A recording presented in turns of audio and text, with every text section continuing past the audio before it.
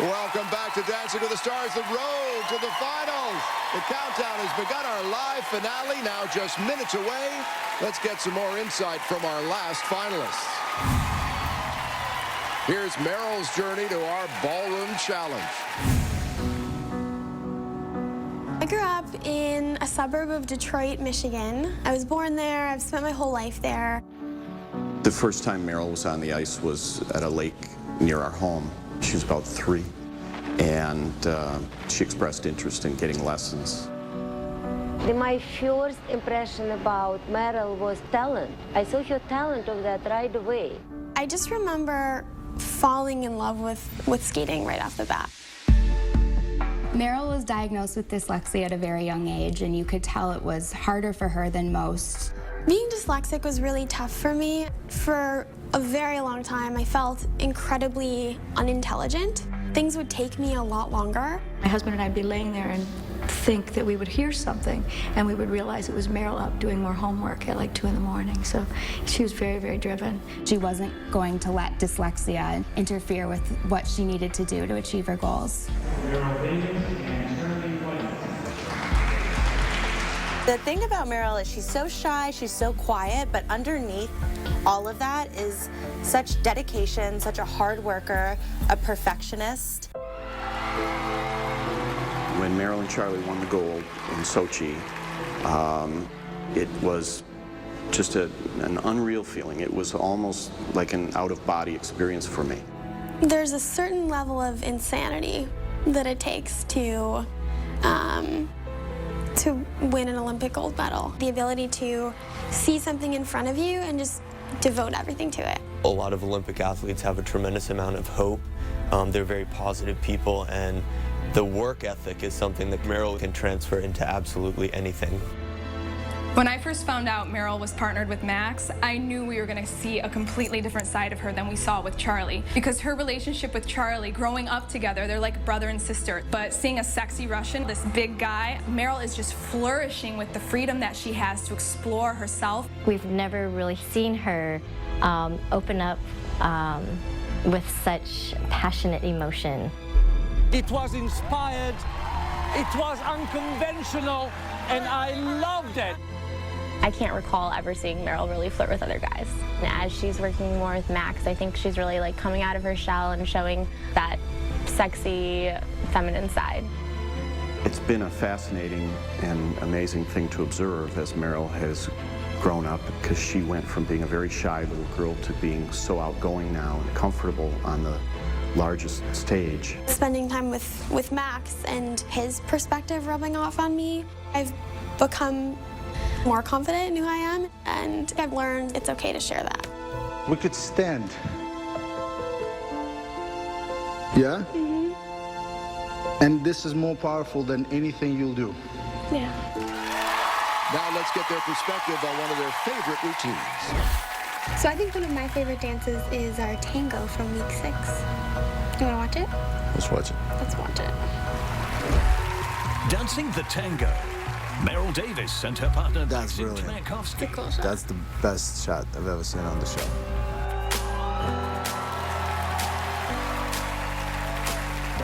That was actually my favorite costume too. I love that costume. So close to you right now, it's a force field. And there's no stopping us right now. I feel so close to you right now. And then get out of here. Look at this. Look at that. That's like a visual orgasm right there, with lights and flickering and stuff. I feel so close to you right now.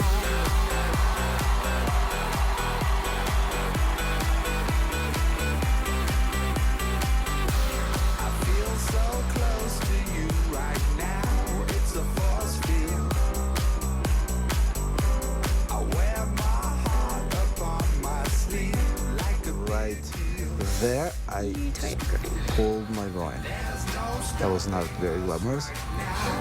I feel so close to you right now.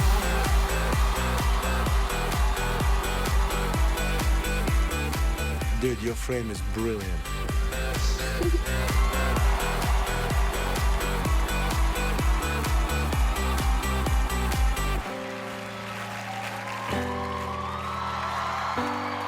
we figured out the ending on Monday morning. We had no idea. Yeah. You know what I mean? Like, how do we just stop? Do we dip everybody? You know, Dramatic. there's always that formula to end the dance on Dancing with the Stars. I just can't do it. That was full of attack. It was full of purpose. Meryl, Max dances full on. It doesn't matter who his partner is. You're the first celebrity that has been able to match him and keep up with him. There you go. I certainly appreciated Len's comment, but I wouldn't do you the disservice or disrespect you to the point where I would think that I was matching you. Of course you think... do. You have a lot of power coming out of you. Oh, that's so cool. And I think that's what Len meant, is that you just matched that so well. And we got our first perfect score of the season with the tango.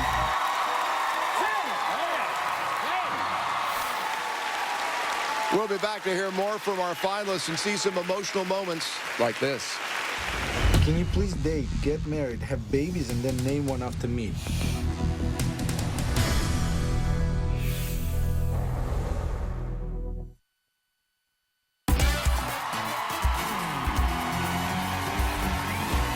Welcome back to Dancing with the Stars, the road to the finals. The countdown has begun, our live finale, now just minutes away. Now let's check out a watershed moment for Meryl and Max. So what do you think our most pivotal training moment has been? Well, you know, the one that assured that I will no longer be looked at as a man. Like, to hold my hand, to hold my hand. I will never let go. I was a little surprised by our 4-9s after the comments, to be honest. I was a little disappointed. 9! You're disappointed? Yeah. With that in mind, I feel like clean slate, new dance. Let's move on. 6, 7, 8, and 1. Okay. 7, 8, 1. Oh, I thought we were doing The first one. Okay. And 1. Babe, we can't keep repeating same. I just feel like I need to stop doing that because I'm gonna give myself a heart attack. Babe, this step is easy. Yeah. It has to do with this. Yeah. You making yourself believe that you don't know it. Yeah. I think oftentimes you take on so much responsibility. I think you feel like it's your job to fix everything. Like me. 3, 4, and 5. Sorry. Sorry.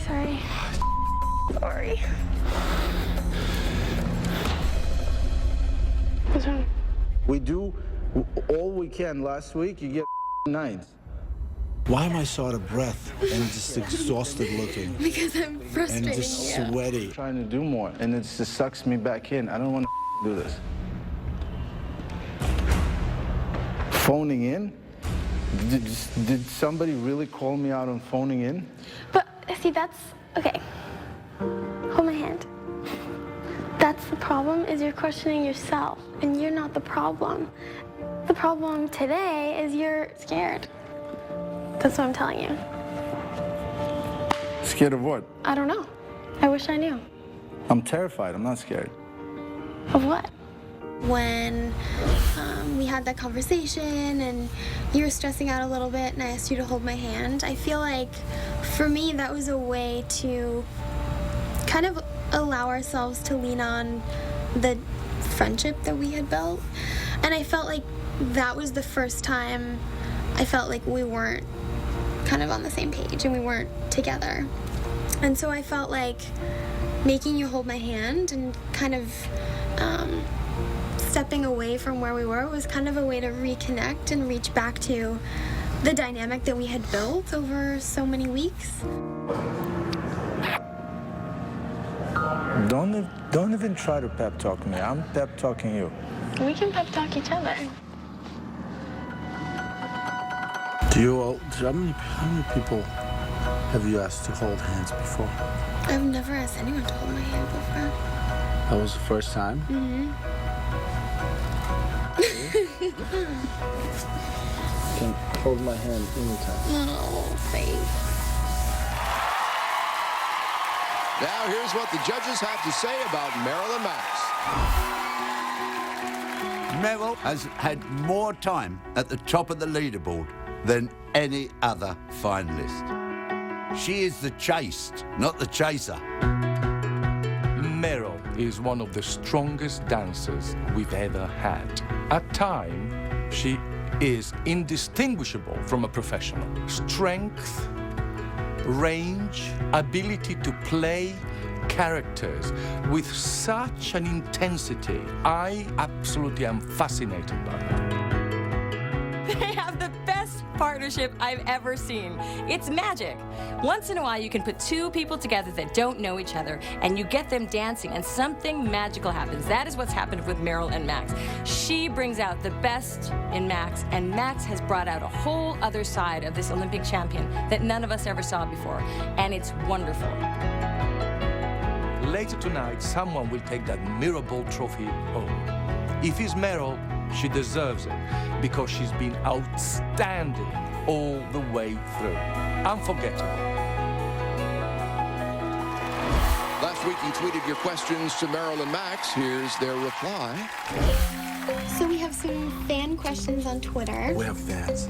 We have fans! Yeah! So, Olivia Hargay is dying to know. Max, what is your favorite thing about Meryl? And the one thing you're going to miss most about her? Yo, let me see this after question. The show. Let me see this question. You just made it up. No. My favorite thing about Meryl has to be the incredible work ethic and just all around genuineness. I don't know if that's a word. And she just thinks that she could pet me all the time. Because I can. And get away with it. And she gets away with it. You know? From Jenna, from Auburn. And she asks, can you please date, get married, have babies, and then name one after me?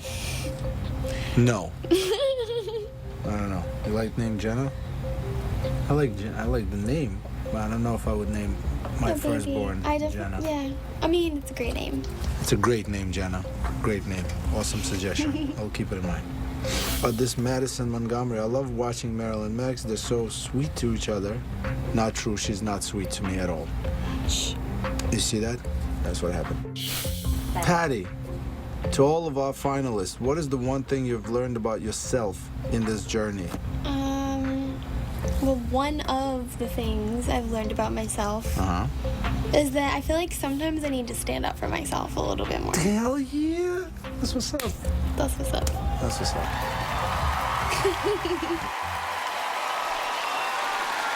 Alrighty, we have at last reached the end of the road to the finals. Our live finale starts right now.